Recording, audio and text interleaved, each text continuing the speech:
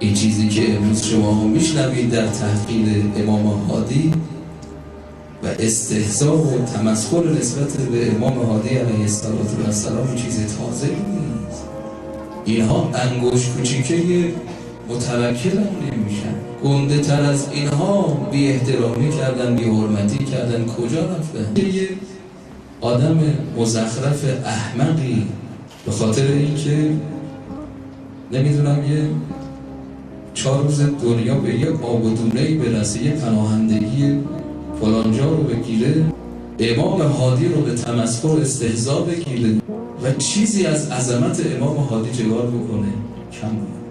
اینی که یه موقعی زدن حرم مطهر امام هادی رو در سامر رو چگار کردن، خراب کردن. امروز ما میشنویم یه آدم جاهلی چگار میکنه، نام امام هادی رو به تمسخر میگیره. شما نگاه بکنید در مقابلش چقدر جبهه‌هایی تشکیل میشه و تبلیغ مکتب امام هادی میشه.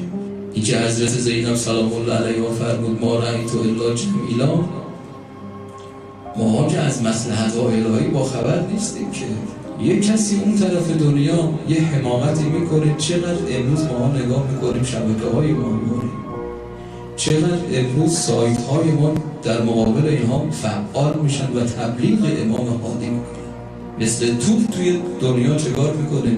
صدا میکنه. که امروز ما نگاه بکنیم از بین این ائمه معصوم انگشت بگذارن روی کی؟ روی امام هادی. البته یه خوردش هم خودمون تفسیر کنیم. وقتی صدا و سیمای ما فیلم میسازه مردم رو با اسم نقیب خندانه، زمینه نمیده که دیگران مسخره بکنن امام. ما شهرونده امام هادی هستی، شهرونده امام هادی هستی. چرا باید نام امام هادی توی یه فیلم طنز به یه هنرپیشه‌ای بگذارن و مردم چگار بکنن باهاش بخندن؟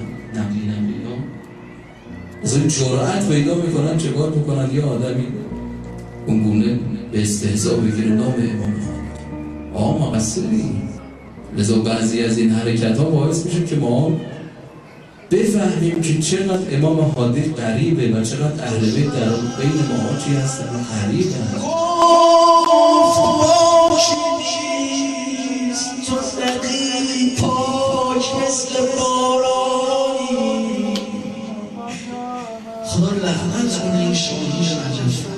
چشم شاهی رو جغد و کرکس کو، تو همیشه